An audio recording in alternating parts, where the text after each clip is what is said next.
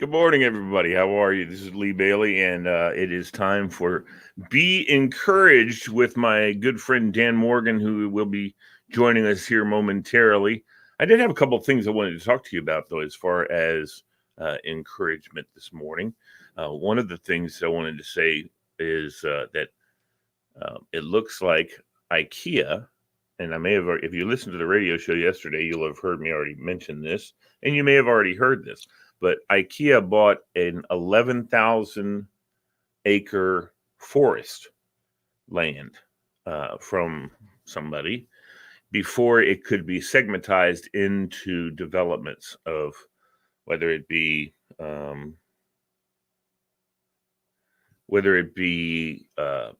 commercial property or residential, whatever it is. It's IKEA has decided in their way they corporately are doing business that they are going to make sure that they remove as much carbon imprint on our world as they add to. So all their buildings and everything like that, they make sure that they have more than one forest. It's a working forest. So you have definitely the they're making money, they're getting money so that it works for them. But the working forest definition is they harvest trees, but they also plant like 5 to 10 trees for every one they take out.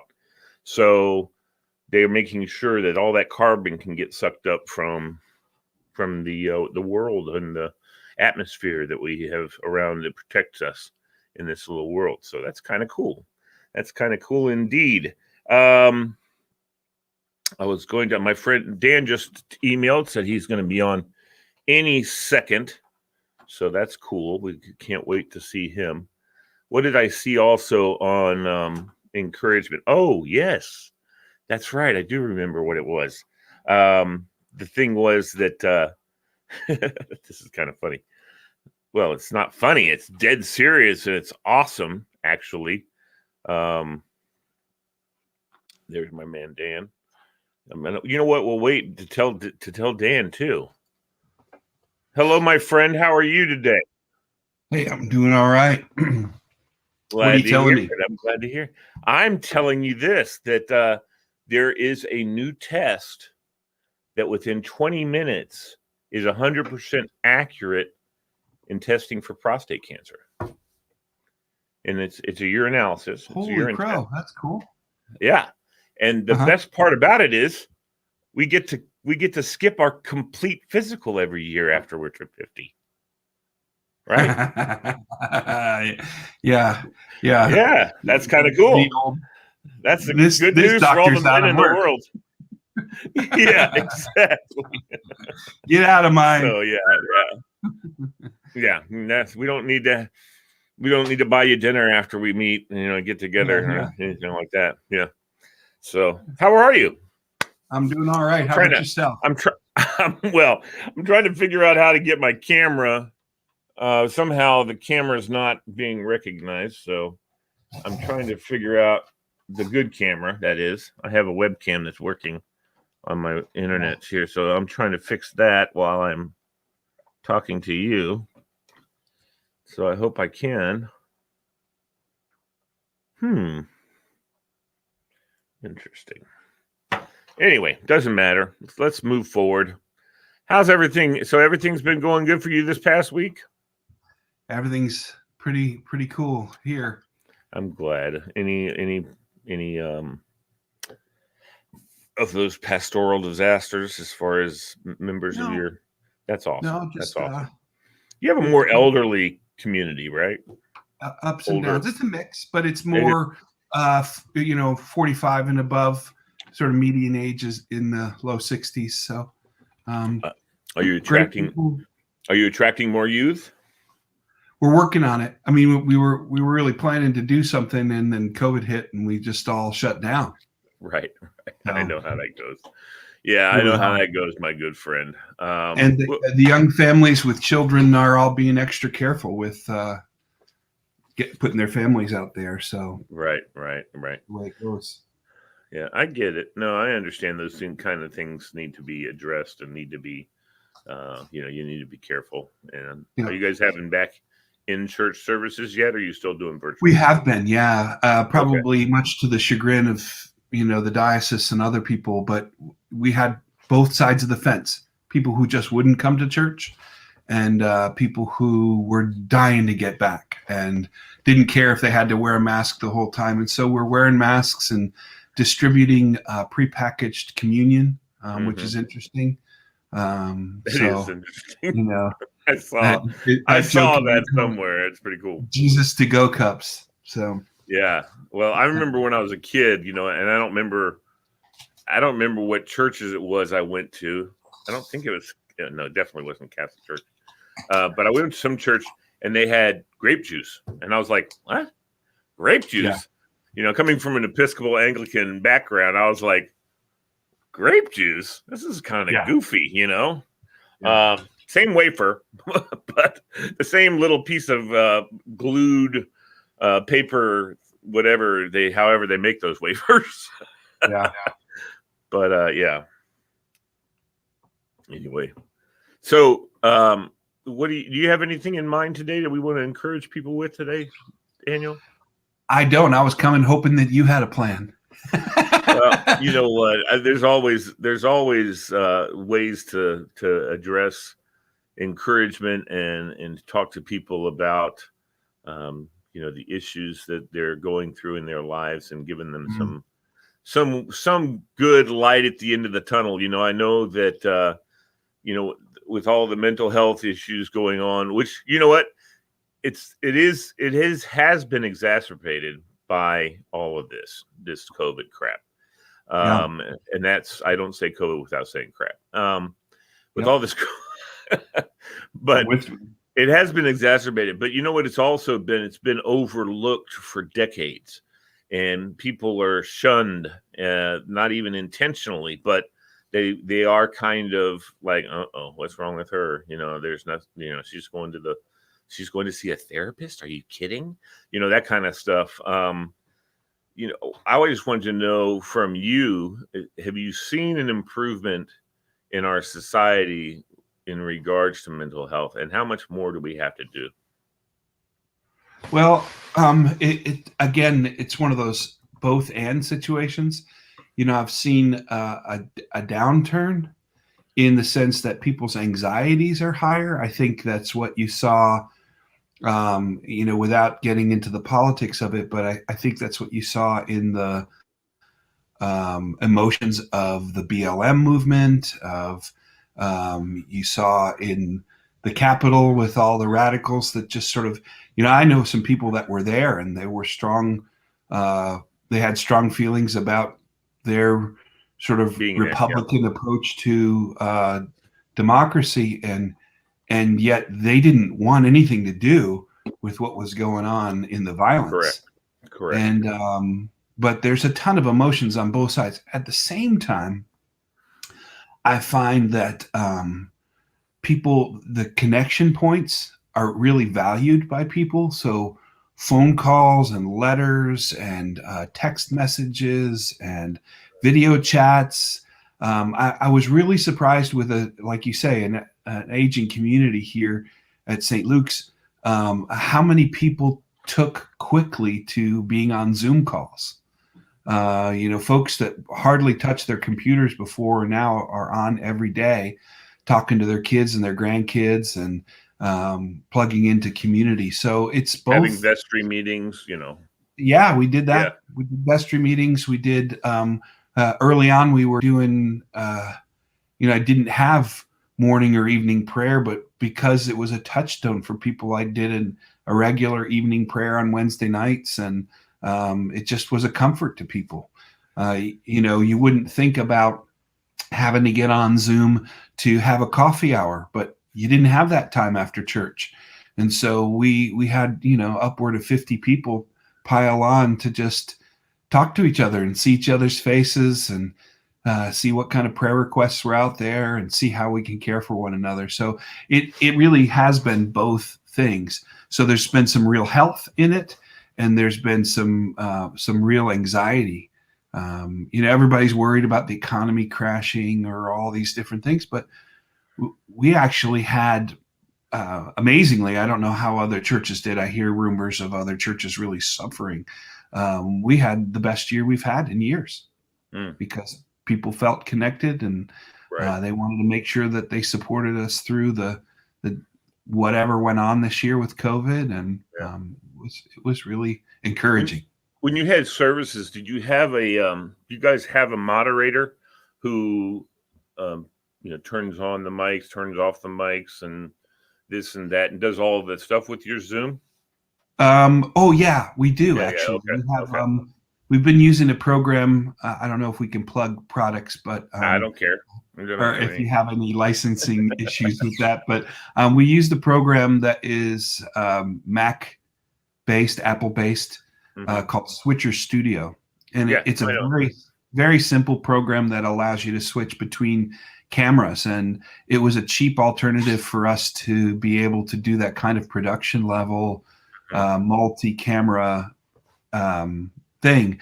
And truthfully, we didn't go out and buy $1,000 cameras. We went out and bought 3 or 4 $100 iPod touches. Oh, iPod touches. Okay. Use the cameras on the iPod touches and a couple of iPads, and we were ready to rock. And it's worked out great. So. That's great. That's perfect. I know, with the Zoom at our church, they do, if the service is going on, and Basil, who's our IT guy, he's great at moderating and putting. Of course, they meet together to decide how they want to do it. But you can say that with an English accent, right? Basil. Right. Hello, Basil. Could you get Basil? Yeah. Could you bring me up, please, on the screen? No, they had at the end of the service, they did breakout rooms for people to go, kind of coffee hour, little groups of 3 and 4. So, yeah, it was kind of cool. And 4, so that, you had like that perfect 4 on the screen. The 4 people in each of the breakout rooms, and it was pretty slick. I got to tell you, it was pretty nice. And if for some reason you got into a breakout room and you wanted to, this is how they said it, and you'd like to try a different breakout room, or in other words, I don't really want to talk to these 3 people, I want to do something else. Then you could call, you could text Basil and say, hey, can you put me in a different breakout room? And he would just pull you and put you somewhere else. So that was cool. I mean, I don't know. I mean, I didn't ever do it. And no one that I ever had in many groups I was in, that's what I was afraid of when they said they could do that. I figured everybody who came up and saw me would go, oh, Basil, can I go somewhere else? Something like that. But I'd be sitting in this breakout room by myself going, oh, hi, nice to see you. But no, it didn't work out that way, thankfully. Thank you, Lord. A lot of people, I didn't see anybody switching up. But Basil tells me that people did. So I never anybody switch out of my room. So that was cool. That was very. Well, hopefully that's because they wanted to carry on a conversation with somebody. So, I wanted to sometimes, but I just said no, Lord. Little EGR, we're good. A little EGR, and we're good. So that's what it was. Yeah. So, back to the mental health issue. So at your church, I know you have people come to you for counseling, and then do you refer them to counselors that and stuff in the area? Yeah, my rule of thumb is typically unless it's ongoing prayer counsel, which is a little different than psychological counsel.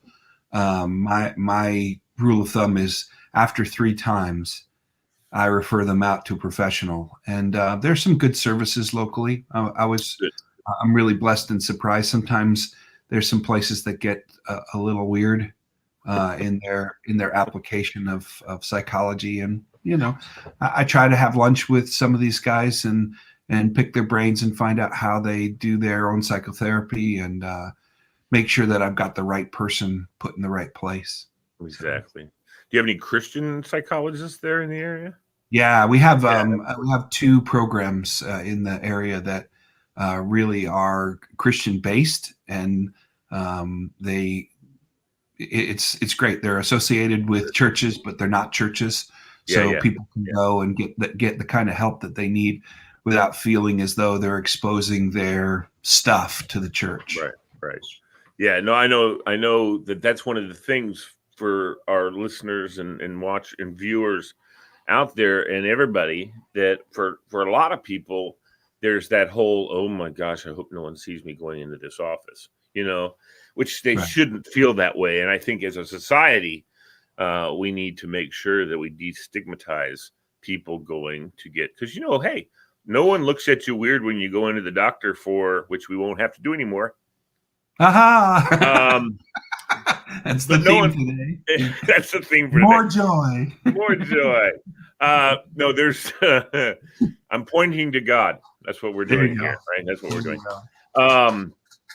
No, but we got to destigmatize people going to get help, because as I've heard so many times, we don't hesitate if we bang our elbow and it hurts. We don't hesitate to go to the doctor. And any other ailment we have, we don't hesitate to go see a professional to have it taken care of. But when we are feeling down, we find ourselves having spells of, just crying, and there's people that have that.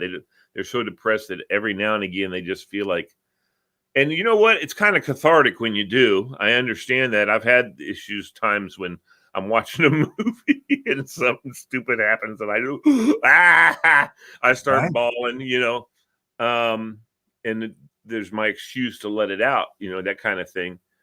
But we don't put that together with the fact that that's an ailment, and you need to go see some professional to help you, compensate and or heal that particular ailment. I think Christians maybe more than not might at least confide in their pastor, but that's scary too for people, because they're like, who's going to see me going in there with Dan, and what do I say about when they say, why'd you go see Dan? And I say, oh, I just wanted to ask him about getting some new bread for communion, or something like that. But and when I was a teenager, my parents didn't know why I was getting bad grades and acting out, or wasn't really acting out that much. But so they sent me to my pastor, who actually was a clinical psychologist, but he had the same rule you did. After I went and saw him 3 times, he sent me to somebody else, because he didn't want to have that within the parish, and he took away from his time doing his job. His job was not a clinical psychology. His job was being associate pastor at the church. So, but he sent me to a Christian counselor, and the guy was cool, I guess. I was very against it, so I was pretty clammed up, but I talked to him a little bit, and it was kind of cool, but I was a teenager. There really wasn't anything that much wrong. I had my fits of manicness when I was a teenager, and like probably most teenagers do. And my parents had the foresight to see make sure it wasn't something that was going to be, debilitating to me or cause me to act out in a way that I would hurt somebody or something like that. And that's all their concern was. I hadn't shown that at all, but they were just hyper prophylactic, I guess, want to make sure, so. And I saw him a couple more times, and that was it, and it was fine. And I think everybody kind of agreed that, he's a teenager, which is that's how that works, But I see so many kids now, the schools that I've worked in, these kids are, I see like 3 or 4 kids standing in the hall talking to each other when they should be getting into class, and I'll be pushing them along, and they're like, "Oh, Mike just got out of." Whatever the hell they call it here in Fairfax County, but it's not Willow Woods. But the place where they have the mental health office place, and he just got out of such and such, and I'm like, oh, okay. I said, well, that's great. Well, you all need to talk when it's not time for you to be in class, But I also understood that these guys need to talk to each other, at the same time. So. And sometimes I would let them kind of sit there, and I would walk them to class afterwards and just say, they're not excused, but they're here, and that kind of thing. So anyway, but there's a lot of these kids that in the school that one day they're there, the next day they're not, and you're like, ooh, why haven't I seen that kid? And it's because he's been admitted for whatever the reason. He tried to commit suicide, or whatever it was, or he's thinking about it, or whatever, and they just have to protect him, or her. And or anyway, lots of stuff goes on with teenagers, especially. But there's a lot of adults that become teenagers. They don't get treated when they're teenagers. They become the adults that have the same issues and the same problems, typically. Although we do mature out, I think, sometimes. I know I did. So mature out of some issues, and you come to understanding. That's why it's so beautiful. That's why it's so much easier for me to deal with, as far as being able to talk to God and talk to Jesus, and have that relationship, which helps me to have someone to talk to. You know what I mean? And I often say that, hasn't anybody offered that up to these kids? I want so bad to offer to these kids, listen, there is someone that you can talk to no matter what, whenever. You can yell at them, you can scream at them, you can be angry with them. And that's Jesus Christ, because he loves you and he forgives you before you even do something wrong. So if there's not someone better in the world to talk to, it's him. Yeah. Sometimes we just need somebody to remind us that that's true. Mm-hmm. The Bible talks about the Holy Spirit as being the paraclete, the one who comes alongside. And that's really what we need. 90% of the time like you said, it's an ailment, but the ailment is as much the culture as it is inside of us. Amen. Culture has pressurized us so much to feel like we're less of a person because we have, either a weakness or a fear or a doubt or a shame or whatever. And the truth is, we just need to hear somebody else, actually have somebody else listen, and then hear them say, hey, you're not so different. Right. And unfortunately, some people get to the place psychologically where they pop, and they just need to disengage from their mind being so fixated on it for so long that they are now able to move forward in a positive way.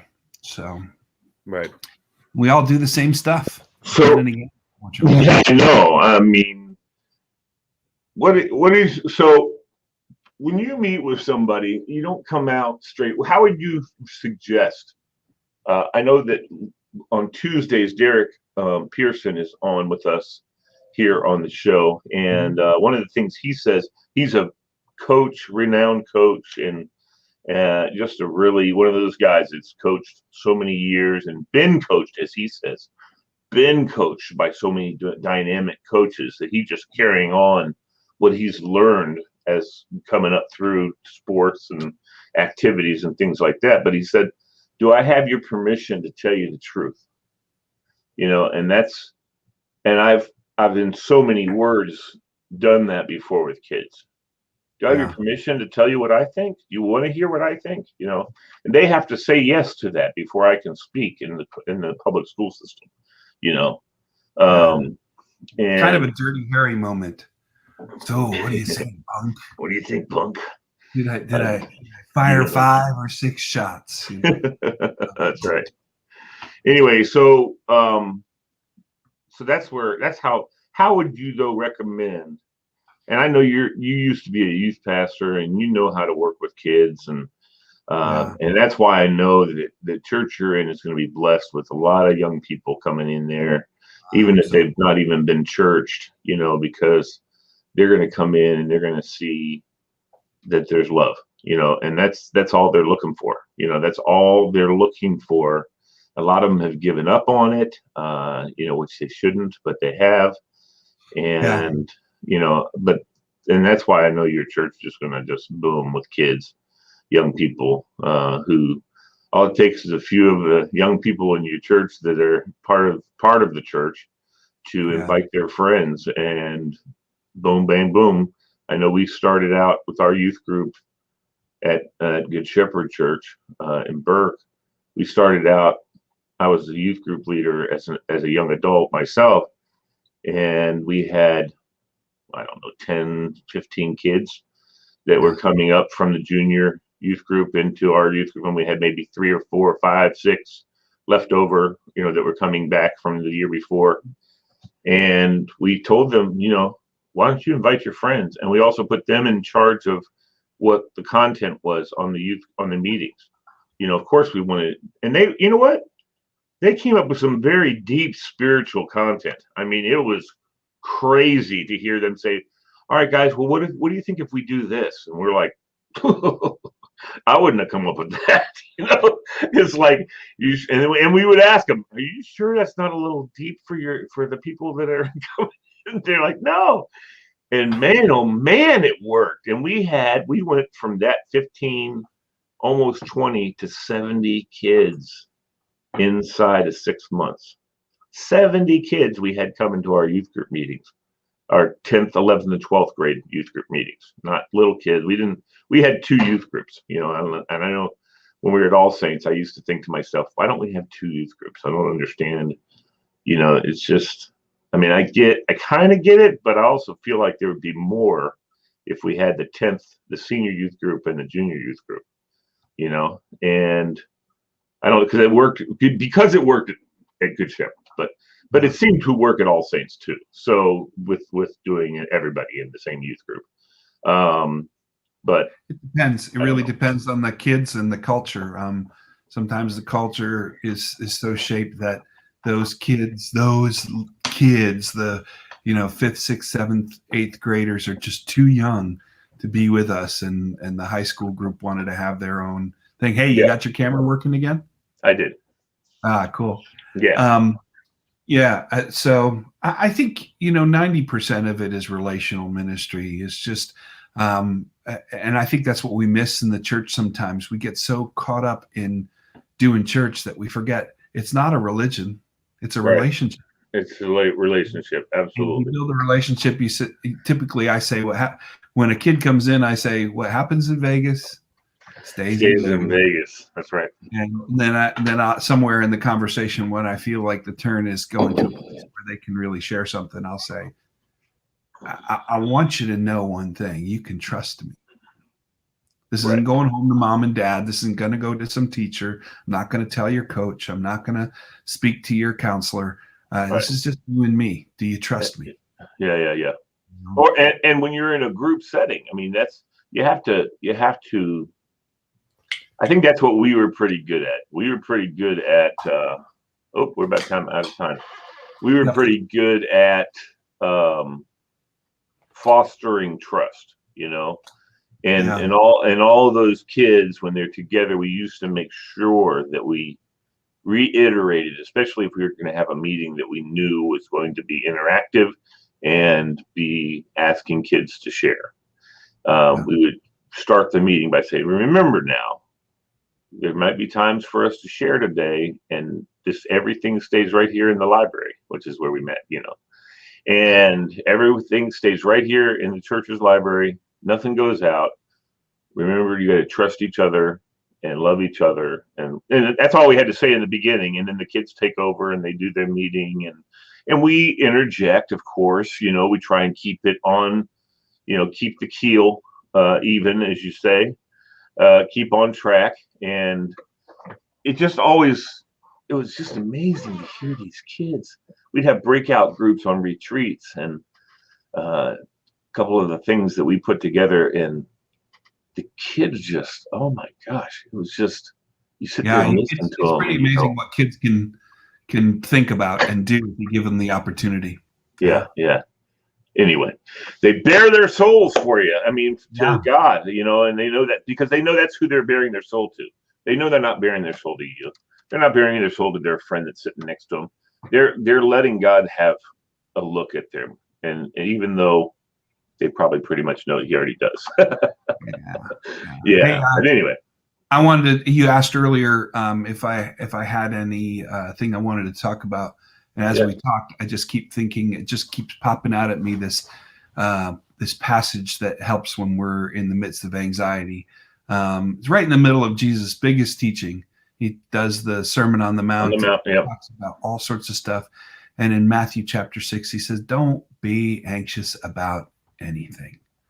You don't have to worry about what you eat or what you wear or, all the things that surround you, because your Father in heaven knows that you need them. And it's really worth reading those chapters, those early chapters of Matthew, chapters 5 and 6, and just be encouraged by it, because we really don't need to have that level of anxiety. When we look around us, we've got lots of family and friends and resources that we can tap into and be cared for. Right. That's awesome. I want to say real quick before we go, Cheryl Mezes, Tor Arsala, Bubba Almany, and David Ing, thank you for tuning in and watching the program today. I know there's probably other people. There's a whole bunch of comments that I by the way, yes, the mental health office is Woodburn, and that's what they used to say. Oh, she just got out of Woodburn, And I think were you familiar with Woodburn? Yes, it was. Yeah, I thought so. I mean, you were, even though you were down in Prince William County, there's there was folks that came to us from up that way. So yeah, exactly. So yeah. Anyway, So Cheryl Mezes said, "I loved our youth group. That was our youth group. They became family that I will always cherish." Yeah. Now that was when I was in youth group. Cheryl and I, actually, that's my first girlfriend. But she and I came up through the youth group, and we had a great youth group. We had a couple who never had kids, and they were our youth group leaders, and it was fantastic. Ray and Ellie Chapman, God bless them. God bless them.